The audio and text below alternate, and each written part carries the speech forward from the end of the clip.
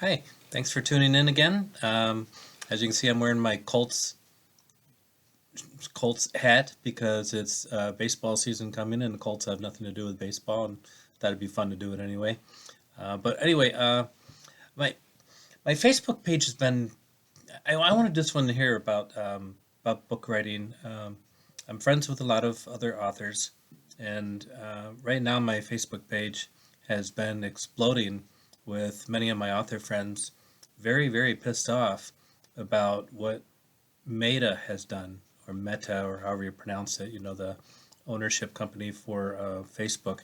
It's ironic that they're complaining about Facebook on Facebook, um, but it's not a good irony at all. It's something kind of disgusting, really. Meta, what they want to do is Meta stole their books, or stealing authors' books to train AI, and they stole it from um, some platform that they were able to get it on because they didn't want to. It was too slow and too expensive for them to actually approach the authors and get their rights and information legally. So they snuck out and did it in a very bad way. And the Atlantic had an article about it that exposed them for what they did on doing it. And there's a suit by Richard Kadri et al. Being the other authors against Meta for that, and Meta is going, oh, they had fair use. You don't have fair use. I mean, that's what copyright is all about. You can't just grab onto authors' writing. I think it's been like 183,000 books or millions of books, or a lot of books that they just simply grabbed onto them and are using it to train their AI, and they're using this information to really put up a competition in the future against authors. They're teaching AI to write books. So what will they do? Then they can have their computer system write a romance book, or a science fiction book or something like that, and they don't have to pay an author any royalties, because it was all written by a computer. So yeah, authors are pissed off, and I'm an author too, and it's I you know I really hope that that the class action suits, you know, do have an effect, and Facebook and Meta, whatever you want to call it, um, ends up having to pay a tremendous amount of money, and then stop doing this kind of stuff. AI in the future is just scary. I mean, think about how many attempts that people use to fraud you right now, and you can tell that it's fraud because you can tell the person writing it was, linguistically, incorrect, from maybe a different country or something, and when they clean that up with AI, and I mean, there's going to be more fraud than ever. So we need our government to get off their butts, and start protecting us against AI on stuff. And this whole thing reminded me of something that happened to me in 2023. Um, I don't watch a lot of cartoons anymore. As a kid, yeah, I watched a lot. It was Bugs Bunny, Flintstones, everything. I was tuned into cartoons, so I don't watch them much anymore. But in May 2023, I watched a movie called The Croods, Croods, and that had like Nicolas Cage, Emma Stone, Ryan Reynolds, as the voices on there. And I said I would watch the movie. So I started watching the movie, and as I'm watching, I'm going, this looks kind of familiar.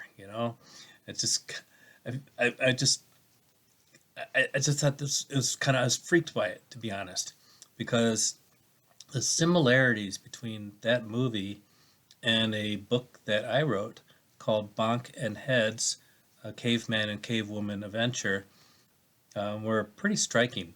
And as I watched the movie, I mean, my mouth fell open, and then I put some food in it and closed it again and chewed. But kept falling open, as I was going. My God, this is very similar to my book. Like my characters were Bonk is the male. He had a mate, Heads. They had an older daughter called Gop, Gop, and then they had two sons named Frigg and Bush. And then there was a younger sister, still toddler, named F. And then there was an old lady who lived in that when they moved into the cave, she was already in the cave. So she adopted, they adopted her, but she adopted them as well. Her name was, I'm trying to remember her name. Lump. I'm sorry. Trying to remember my own characters' names. I just wrote this book a while ago, so sometimes I don't remember things with that. So those were my characters. So it was a man, a woman, an older daughter, two sons, and then a younger daughter, and then an old lady. So I'm watching the Croods, and the Croods were, well, they had Grug, who was the main one, Uga, who was the mate, Eep was the oldest daughter, and so she was the oldest one there. Then they had a son named Thunk, and then there's a younger toddler sister, and then they had a grandmother. So it was a father. So like my book, it was a father, a mother, an older sister, younger sister, then two brothers in between, and an old lady. And this thing was the same thing. The only difference was they only had one son instead of two sons. So okay, slight difference there.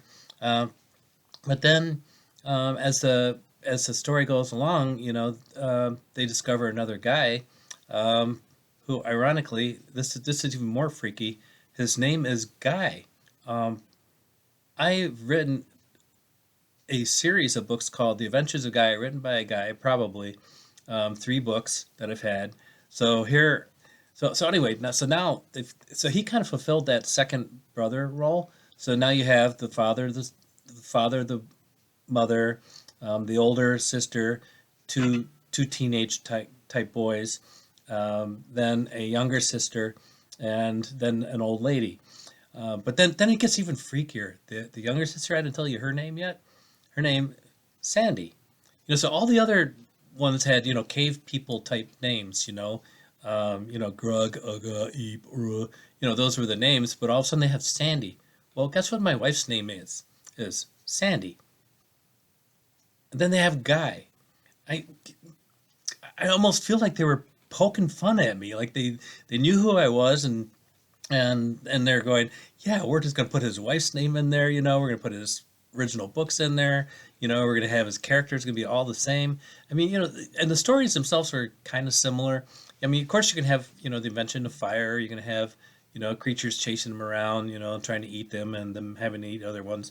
So there are going to be similarities, that are going to happen in any caveman story. I mean, you have to have that. But I don't know. It just, to me, the parallels are so striking that it was scary to me. So I decided. I go, okay. Did they write that before I wrote my book? So I did a little bit of research, and I found out that the book had. My book came out in June 2011, and the Croods came out at the Berlin International Film Festival 2 years later, and that's where it even gets even more freaky. Here it's on a film festival. I was a judge on the Chicago International Children's Film Festival for 8 years. Before I got into a wheelchair, and I can't do that anymore. So I'm just like looking at that. So many weird parallels to it. So I looked into the copyright laws. I just had to check it, and I saw there's a 3-year statute. So I didn't think there's anything I could have done about it. But then I learned about Sherman Neely versus Warner Music, and it modified it so that the statute of limitations began when you discovered it. So I discovered it in May 2023. I blogged about it at the time too, so I can kind of prove when I did it, and they could always look on my Netflix and see when I first watched it. So, proving that would be easy, that I would do that. So I did contact some attorneys about it, and kind of got nowhere with it because they said, the one attorney I talked to that had some interest said that I would have to go through my book and go through the movie and just point out like the time, like the page of my book, related to the time in the movie, where there's a parallel, and just do that. and it just, the amount of work that it would have taken, it just didn't feel it's worth it, because there's no way that that even a really good attorney is going to be able to beat out DreamWorks Animation and Universal Pictures and 20th Century Fox, the owners of that, because I'm sure they've got a lot of attorneys, working for them on things. So it'd be definitely a David versus Goliath thing. So, and then as to how then you've questioned how they would have found my books, or how they could have found my book. They could have found it easy, because I was marketing it to agents, so who knows? I might have sent it to an agent, and the agent sent it. Somebody goes, "Hey, what a good idea for a movie," and then just never come to me at all, And then they went ahead and made the movie, and then it had sequels, and then it had all kinds of other. So they made a lot of money off of it. I got nothing out of it. It's funny because when I did put my blog about that, some of my readers said, "Yeah, we thought we were involved with it," because they saw the parallels as well. So I don't know. Either it's a huge, huge coincidence, or just like what Meta and Facebook is doing to authors, it's just a huge ripoff. I don't know, which one it is. I don't have any proof, but if you read the book and you watch the movie, you can see what I'm talking about. It's called Bonk and Heads, a Caveman and Woman story. And the other thing that a lot of people don't realize with the book is that it's satirical, based on our government and things that were going on. Even the names of the characters. Bonk and Heads. It's like Bonk and Heads. That was done on purpose. That was my wife's idea. But some of the other characters' names, like GOP, GOP, that's like the Grand Old Party. So that's the Republican Party. And Frig and Bush. Bush was the president, so I said friggin' Bush. So enabled me to say something, politically about him. Uh, then you had F, because then I had other parts where I say F and Bush, if I wanted. So I used it for some nameplay and stuff like that. But the book itself was somewhat political, very deep down. I mean, it's kind of like the Flintstones, but with some realism with it, because the book was about a a another caveman called Lob, lobbyist, who comes to tell them that another tribe is amassing weapons of mass destruction, like another kind of spear, and they need to create an army, the first army ever for cave people to fight them. And then it's got religious beginnings in it. It's got female, um, equality and things like that in it. So it's actually a very shallow book, and at the same time, it's a very deep book. And that's the same one that I'm going to now go to my other commercial. Um, this is Cave Mannerisms. This is based on the same thing. So the characters in that are the same as my book from Bonk and Heads. So if you want to check out my stuff, read the beginning of my, go into Amazon. You can read the beginning of my books and download them there and buy them there and everything. Or you can check it out on my website, www.normcowie.com. That's COWIE. But anyway, check it out. Support authors. I mean, we're there to try to entertain you, create things that are fun, blow your mind with things, with very weird things, and surprise you and entertain you and delight you. And we try to do things to make you feel better too about the world and everything. Give you something to read, when things are going bad in the world and billionaires are trying to take over everything and things. So, support your writers. Don't support the billionaires. Support us writers, because we're there to have fun with you. So, anyway, thank you very much for watching and listening and hopefully reading. So, take care. Bye bye.